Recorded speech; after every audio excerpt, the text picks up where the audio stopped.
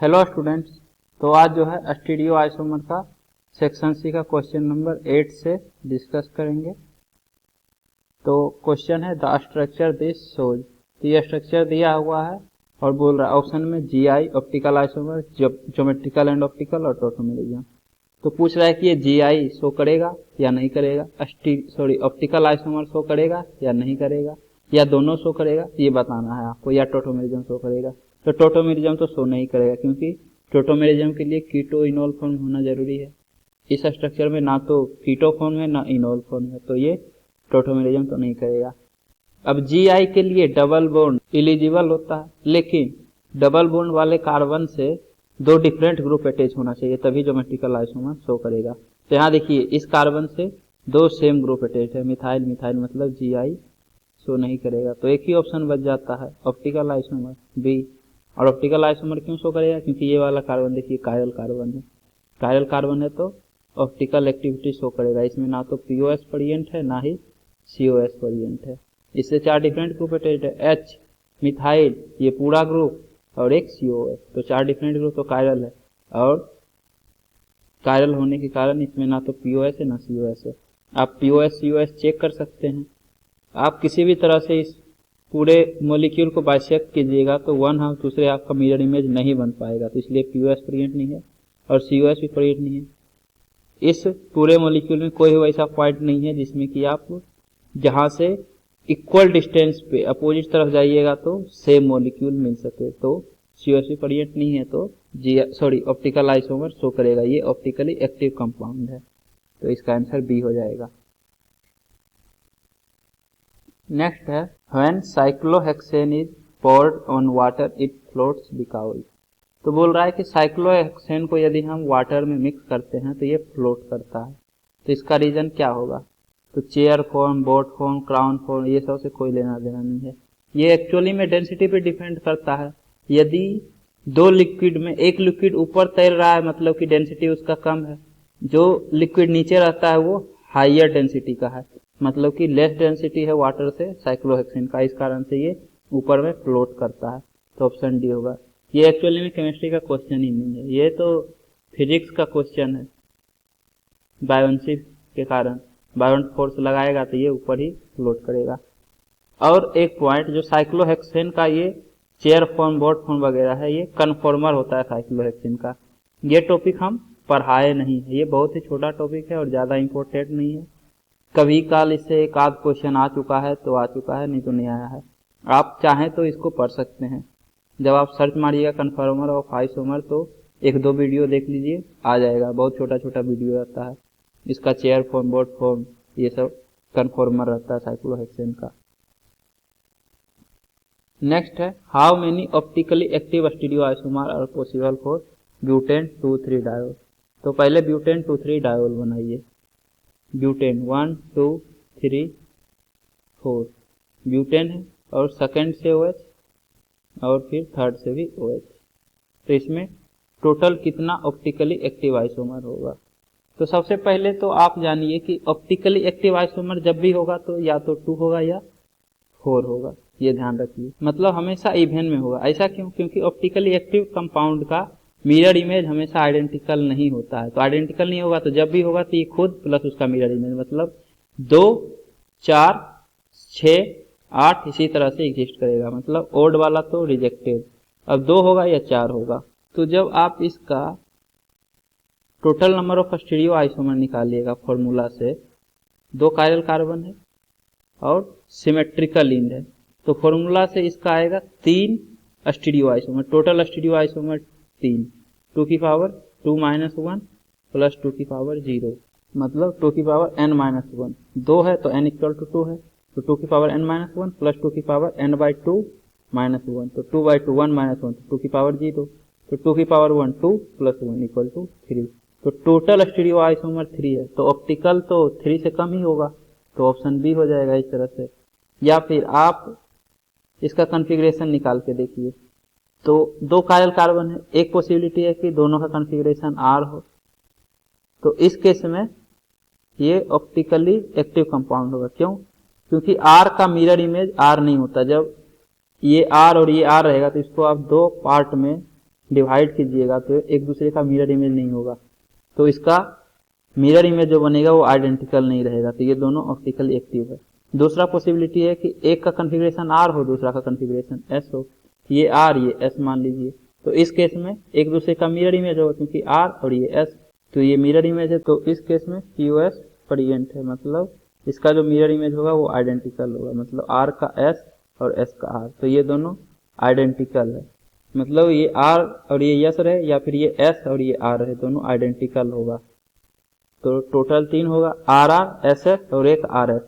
ऐसा नहीं करना है कि इस बार जो आर था उसको एस कर दीजिए और जो एस था वो आर है, तो ये 4 पॉसिबिलिटी नहीं है, ये ऑप्टिकली इनएक्टिव है, मतलब ये दोनों आइडेंटिकल ही है, तो दोनों एक ही है, तो 2 + 1। लेकिन ऑप्टिकली एक्टिव हमको पूछ रहा है तो ऑप्टिकली इनएक्टिव काउंट ही नहीं करना है, तो total 2 optically active stereo isomer होगा। नेक्स्ट है the optically active tartaric acid is named as D plus tartaric acid because it has positive optical rotation and is derived from D glucose। तो इसमें देखिए positive है, मतलब ये dextro rotatory होगा, मतलब पॉजिटिव ऑप्टिकल रोटेशन होगा, तो ऑप्टिकल रोटेशन तो पॉजिटिव होगा, लेकिन डी नाम जो है ये ग्लिसरल्डिहाइड के रिस्पेक्ट में होता है, तो ये ग्लिसरल्डिहाइड से डेराइव हुआ है, ना कि डी ग्लूकोज से, तो ये गलत है। इसके बाद है it has positive pH in organic solvent, तो पीएच बोल रहा है पॉजिटिव, तो पीएच का नाम से कोई लेना देना नहीं है, पीएच पॉजिटिव होने के कारण आप नाम D plus टार्टेरिक एसिड होता है, ऐसा कोई थोड़ी है। नेक्स्ट है ऑप्टिकल रोटेशन, तो पॉजिटिव ऑप्टिकल रोटेशन तो है क्योंकि यहाँ प्लस है, डेक्स्ट्रो रोटेटरी है, and is derived from D plus glyceraldehyde, तो हाँ ग्लिसरल्डिहाइड से D नाम जो है डेराइव होता है, ग्लिसरल्डिहाइड के रिस्पेक्ट में ही D और L होता है, तो ये ऑप्शन सही है, इसका आंसर सी होगा। डी ऑप्शन भी देख लीजिए एक बार, optical rotation only when substituted by deuterium, तो बोल रहा है कि पॉजिटिव ऑप्टिकल रोटेशन होगा जब आप ड्यूटेरियम से सब्स्टिट्यूट कीजिएगा, तो डी का ड्यूटेरियम से भी कोई लेना देना नहीं है, डी और ग्लिसरल्डिहाइड के रिस्पेक्ट में भी होगा, अगर OH और NH2 जो है वो लेफ्ट साइड रहता है तो L, और यदि राइट साइड रहता है तो D, ड्यूटेरियम का इससे क्या लेना देना है, तो ये भी गलत ही है।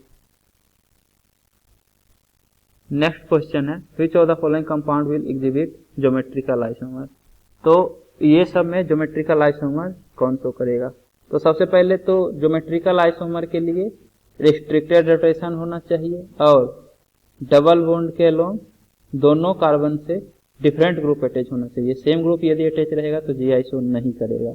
अब आप चेक कर लीजिए, 1 फिनाइल 2 ब्यूटीन, तो ब्यूटीन 1 2 3 4 4 कार्बन एटम, सेकंड से डबल बॉन्ड और फर्स्ट से फिनाइल अटैच है पीएच। नेक्स्ट यहाँ से देखिए, इस कार्बन से एक हाइड्रोजन है, एक मिथाइल ग्रुप है, और इस कार्बन से एक हाइड्रोजन है और एक CH2PH, मतलब 2 डिफरेंट ग्रुप है, यहाँ भी 2 डिफरेंट ग्रुप है, और डबल बॉन्ड है तो रिस्ट्रिक्टेड रोटेशन है, मतलब जी आई शो कर देगा, तो आंसर तो यही हो जाएगा। बाकी के केस में कार्बन से जो है 2 सेम ग्रुप अटैच होगा, एकदम फिक्स बात है, तभी जाके ये जी आई शो नहीं करेगा। जैसे 3 फिनाइल 1 ब्यूटीन, तो 1 2 3 4 4 कार्बन एटम, फर्स्ट से double bond, first second third से बेंजीन रिंग, मतलब पीएच, तो यहाँ देखिए इस कार्बन से 2 सेम ग्रुप अटैच है, 2 हाइड्रोजन है, तो जी आई के लिए एलिजिबल ही नहीं है। नेक्स्ट 2 फिनाइल 1 ब्यूटीन, तो 1 ब्यूटीन सेकंड से पीएच अटैच कीजिएगा, तो थर्ड के जगह सेकंड पे आ गया, तो क्या फर्क पड़ेगा, यहाँ तो 2 हाइड्रोजन है, 2 सेम एटम, एलिजिबल नहीं है, जी आई शो नहीं करेगा। नेक्स्ट 1 1 डाइफिनाइल 1 प्रोपीन, तो प्रोपीन 1 2 3 कार्बन एटम, और फर्स्ट से डबल बॉन्ड है और फर्स्ट से ही 2 फिनाइल ग्रुप अटैच है, तो इस कार्बन से 2 सेम ग्रुप अटैच है, मतलब जी आई शो नहीं करेगा, बस बात खत्म है। तो आप रूम पे तो चेक कर सकते हैं, एग्जाम में अगर ए ऑप्शन आ गया तो आगे बढ़िए, फालतू में चेक करने में क्यों टाइम वेस्ट कीजिएगा। नेक्स्ट क्वेश्चन है the number of isomer of the compound with molecular formula C2BrClFi, मतलब कार्बन डबल बॉन्ड के लोग फ्लोरीन क्लोरीन ब्रोमीन आयोडीन को अटैच करना है, तो नंबर ऑफ आइसोमर पूछ रहा है, मतलब टोटल आइसोमर फाइंड आउट करना है। तो सबसे पहले इसका स्ट्रक्चरल आइसोमर बनाइए, उसके बाद फिर हर एक में देखिए स्टीरियो आइसोमर पॉसिबल है क्या। तो स्ट्रक्चरल आइसोमर क्या क्या पॉसिबिलिटी है, कार्बन डबल बॉन्ड के लोग fluorine chlorine bromine iodine attach करने का, तो देखिए कार्बन डबल बॉन्ड कार्बन है, एक बार तो पॉसिबिलिटी है कि फ्लोरीन और क्लोरीन सेम कार्बन पे हो, तो ब्रोमीन आयोडीन नेक्स्ट कार्बन पे हो जाएगा। नेक्स्ट पॉसिबिलिटी है कि फ्लोरीन और ब्रोमीन सेम कार्बन पे हो तो क्लोरीन और आयोडीन से नेक्स्ट कार्बन पे हो जाएगा। उसके बाद है कि फ्लोरीन और आयोडीन सेम कार्बन पे हो तो ब्रोमीन और क्लोरीन नेक्स्ट कार्बन पे हो जाएगा। तो ये 3 स्ट्रक्चरल आइसोमर पॉसिबल है, इसके अलावा कोई पॉसिबिलिटी नहीं है। आप यदि कोई दूसरा पॉसिबिलिटी कीजिएगा तो वो ऑलरेडी हो चुका है। जैसे फ्लोरीन के साथ सारा किए, सिमिलरली आप क्लोरीन के साथ कर सकते हैं, क्लोरीन ब्रोमीन। तो जब फ्लोरीन आयोडीन को एक साथ किए तो क्लोरीन ब्रोमीन ऑटोमेटिकली एक साथ आ गया।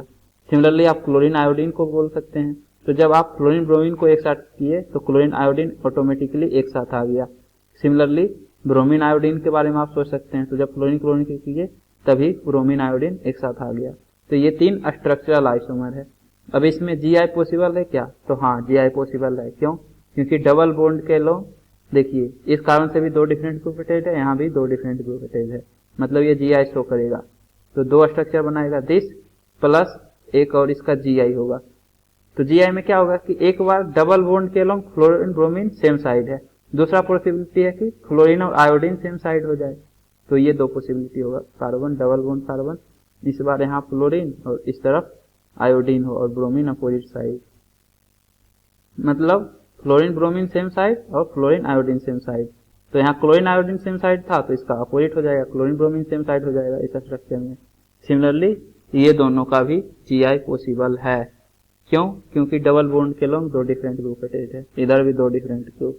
तो इस केस में फ्लोरीन क्लोरीन सेम साइड है, नेक्स्ट में फ्लोरीन और आयोडीन को सेम साइड कर दीजिए तो ब्रोमीन के तरफ क्लोरीन आ जाएगा, तो क्लोरीन ब्रोमीन भी सेम साइड आ जाएगा इसमें। तो ये 2 जीआई होगा। नेक्स्ट इसमें, तो इसमें देखिए फ्लोरीन ब्रोमीन सेम साइड है, तो नेक्स्ट में फ्लोरीन क्लोरीन को सेम साइड कर दीजिए, तो कार्बन डबल बॉन्ड, इधर फ्लोरीन यहाँ क्लोरीन और ब्रोमीन हो जाएगा अपोजिट साइड। तो इसमें फ्लोरीन ब्रोमीन सेम साइड है और इसका जब जीआई बनेगा तो फ्लोरीन क्लोरीन सेम साइड आएगा। तो इस तरह से 3 स्ट्रक्चरल आइसोमर होगा और तीनों जीआई शो करेगा, तो टोटल 6 आइसोमर बनेगा, 1 2 3 4 5 6। तो नंबर ऑफ आइसोमर इसका होगा 6, ऑप्शन डी। इसके बाद नेक्स्ट क्वेश्चन है, which of the following compound exhibit stereo isomer. तो इन समय बताना है कि स्टीरियो आइसोमर कौन शो करता है। स्टीरियो आइसोमेरिज्म का मतलब क्या? जीआई या ऑप्टिकल आइसोमर, दोनों में से कोई भी होगा तो दोनों स्टीरियो आइसोमर का ही पार्ट है। तो या तो जीआई शो करे या ऑप्टिकल आइसोमर शो करे, तो आपका ऑप्शन हो जाएगा।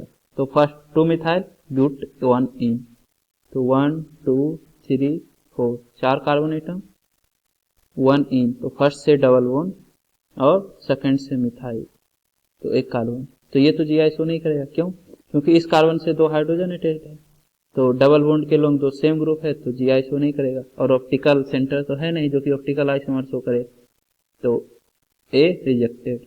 बी 3 मिथाइल ब्यूट 1 आइन, 1 2 3 4 और ट्रिपल बॉन्ड और 3 से मिथाइल, तो ये कहाँ से जीआई शो करेगा? ट्रिपल बॉन्ड तो जीआई शो ही नहीं करता है, तो ये भी rejected. Next 3 methyl butanoic acid, butanoic acid 1 2 3 COOH, butanoic acid और 3 से मिथाइल, फर्स्ट सेकंड थर्ड से मिथाइल है। तो इसमें जीआई तो नहीं है और ऑप्टिकल सेंटर भी नहीं है। क्यों? क्योंकि देखिए इस कार्बन से भी 2 सेम ग्रुप अटैच है, बाकी सब से भी सेम ग्रुप अटैच है, इससे 2 हाइड्रोजन है, 2 बॉन्ड है 2 हाइड्रोजन, तो सेम ग्रुप है, तो ऑप्टिकल सेंटर नहीं है। तो ऑप्टिकल सेंटर नहीं है तो ऑप्टिकल आइसोमर शो नहीं करेगा, और जीआई के लिए ज्योमेट्रिकल सेंटर भी नहीं है, double bond. Next 2 methyl butanoic acid, तो 1 2 3 और ये COH 4 से, तो ब्यूटानोइक एसिड हुआ और सेकेंड से मिथाइल ग्रुप। तो इस केस में देखिए ऑप्टिकल सेंटर है, ये कायरल सेंटर है, ये जो कार्बन है। क्यों? क्योंकि इससे 4 डिफरेंट ग्रुप अटैच्ड है, एक COH, एक इथाइल, एक मिथाइल और एक हाइड्रोजन जो बच गया चौथा बॉन्ड, तो 4 डिफरेंट ग्रुप है, तो कायरल सेंटर है, मतलब इसमें ना तो POS है ना ही COS है, तो ये कंपाउंड ऑप्टिकली एक्टिव है। तो ऑप्टिकल आइसोमर शो करेगा, मतलब स्टीरियो आइसोमर एग्जिबिट कर रहा है। इसके बाद नेक्स्ट क्वेश्चन है, in the given conformation if C2 is rotated about C2C3 bond anticlockwise by an angle of 120 degree then the conformation obtained is.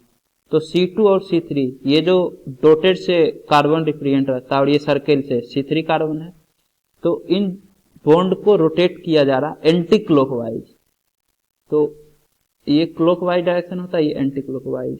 तो आप 120 डिग्री से रोटेट कीजिए, तो ये बॉन्ड जो है इस तरह से 120 डिग्री रोटेट होगा, मतलब CH3 यहाँ से यहाँ आ जाएगा, हाइड्रोजन यहाँ आ जाएगा और ये वाला हाइड्रोजन यहाँ चला जाएगा। तो यहाँ CH3 बनेगा, यहाँ हाइड्रोजन बनेगा और यहाँ भी हाइड्रोजन बनेगा, मतलब ये हाइड्रोजन यहाँ आ गया।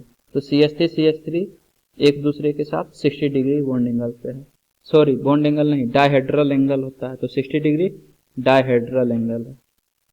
अब ऑप्शन देखिए, फुल्ली इक्लिप्ट कन्फॉर्मेशन, तो इक्लिप्ट फॉर्म तो है ही नहीं। इक्लिप्ट कन्फॉर्मेशन के लिए डायहेड्रल एंगल 0, 120 या 240 डिग्री होना चाहिए था, यहाँ तो 60 डिग्री है। तो ये है तो स्टेगर्ड कन्फिग्रेशन। और स्टेगर्ड फॉर्म में भी आपका गॉच और एंटी फॉर्म होता है। तो 60 डिग्री यदि डायहेड्रल एंगल है तो गॉच फॉर्म होगा, अगर 120 डिग्री सॉरी 120 डिग्री नहीं 180 डिग्री यदि रहता तो एंटी फॉर्म होता, 120 तो इक्लिप्ट फॉर्म हो जाता है। तो फुल्ली इक्लिप्ट नहीं, पार्शियली इक्लिप्ट नहीं, इक्लिप्ट कोई भी नहीं होगा, स्टेगर्ड और गॉच। तो अगर गॉच कन्फर्मेशन ऑप्शन में नहीं रहता तो आप स्टेगर्ड कन्फर्मेशन मारते, क्योंकि ये स्टेगर्ड फॉर्म है। लेकिन स्टेगर्ड में ही गॉच और एंटी आता है, मतलब ये एकदम फिक्स गॉच फॉर्म है, एंटी फॉर्म नहीं है। स्टेगर्ड में तो दोनों आता है, गॉच या एंटी। गॉच ऑप्शन में जब दिया हुआ है तो गॉच ही मारिएगा, क्योंकि स्टेगर्ड में तो एंटी भी हो सकता है। आपको पता है कि ये एंटी फॉर्म नहीं है, तो डी कैसे हो जाएगा, सी होगा। नेक्स्ट क्वेश्चन है, on monochlorination of 2 methyl butane the total number of chiral compound formed is. तो 2 मिथाइल ब्यूटेन देखिए 1 2 3 4 4 कार्बन और सेकेंड से मिथाइल ग्रुप। तो पहले तो मोनोक्लोरो स्ट्रक्चरल प्रोडक्ट इसका बनाइए, तो कितना मोनोक्लोरिनेशन प्रोडक्ट होगा। तो सबसे पहले डिफरेंट कार्बन कितना है उतना मोनोक्लोरो प्रोडक्ट होगा। तो AA ये दोनों आइडेंटिकल कार्बन है, B C D तो 4 डिफरेंट कार्बन है तो 4 मोनोक्लोरो स्ट्रक्चर प्रोडक्ट बनेगा। मतलब यहाँ पे जो हाइड्रोजन है CH3, एक हाइड्रोजन हटेगा Cl लगेगा, तो इस कार्बन से क्लोरीन अटैच कीजिए। दूसरा C कार्बन है, ये B कार्बन है, A और A कार्बन है। सिमिलरली इस कार्बन यहाँ कार्बन है, इस कार्बन से क्लोरीन अटैच कीजिए। नेक्स्ट इस कार्बन से क्लोरीन अटैच कीजिए या फिर B कार्बन से अटैच कीजिए। 2 3 और यहाँ से क्लोरीन अटैच होगा। तो ये 4 मोनोक्लोरो स्ट्रक्चरल प्रोडक्ट है। अब इसमें आपको फाइंड आउट करना है कि कायरल कंपाउंड कितना बनेगा। तो कायरल कंपाउंड के लिए आपको कायरल कार्बन फाइंड आउट करना होगा। तो जब ये प्रोडक्ट बनेगा तो यहाँ कायरल कंपाउंड नहीं बनेगा, क्योंकि यहाँ से 2 हाइड्रोजन है, मतलब ये कायरल कार्बन नहीं बन रहा है। नेक्स्ट जब यहाँ पे क्लोरीन अटैच हुआ तो ये कायरल कार्बन बन जाएगा। क्यों? क्योंकि देखिए एक मिथाइल ग्रुप है, एक आइसोप्रोपाइल ग्रुप है, एक क्लोरीन है और यहाँ से एक बॉन्ड जो बच गया वो हाइड्रोजन है, तो ये कायरल कार्बन बन रहा है। मतलब इसमें ना तो POS है ना COS है, तो ये 2 फॉर्म में एग्जिस्ट करेगा, दिस प्लस इसका मिरर इमेज। जब यहाँ से क्लोरीन अटैच होगा तो ये वाला देखिए CH2Cl होगा, क्योंकि 2 बॉन्ड बनाया हुआ है तो 2 हाइड्रोजन, तो ये तो कायरल नहीं है, लेकिन ये वाला कायरल हो जाएगा। क्यों? क्योंकि यहाँ से ये भी मिथाइल था, ये भी मिथाइल था, लेकिन जैसे एक हाइड्रोजन हट के Cl लग गया तो मिथाइल और ये मिथाइल नहीं CH2Cl है, मतलब 2 डिफरेंट ग्रुप हो गया, और ये इथाइल है और जो बच गया वो हाइड्रोजन, तो चारों डिफरेंट ग्रुप है, तो ये कायरल कार्बन हो जाएगा। तो कायरल होने के कारण ये ऑप्टिकली एक्टिव है, तो ये 2 स्ट्रक्चर में एग्जिस्ट करेगा। इसमें ना तो POS है ना COS है, तो ये भी 2 स्ट्रक्चर। इसके बाद नेक्स्ट, तो इसमें एक भी कायरल कार्बन नहीं है, देख लीजिए। इससे 2 मिथाइल ग्रुप, तो 2 सेम ग्रुप है तो कायरल नहीं है, बाकी में तो मिनिमम 2 हाइड्रोजन है ही, मतलब सेम ग्रुप है। तो total chiral compound 2 + 2 4 chiral compound बनेगा। आंसर बी होगा। इसके बाद अगले लेक्चर से क्वेश्चन नंबर 17 और सेक्शन ई डिस्कस करेंगे। तो उम्मीद करता हूँ कि आपको ये वीडियो पसंद आई होगी। यदि आपको ये वीडियो पसंद आई है तो इसे लाइक करें, कमेंट करें और अपने दोस्तों के बीच शेयर करना ना भूलें। Thank you.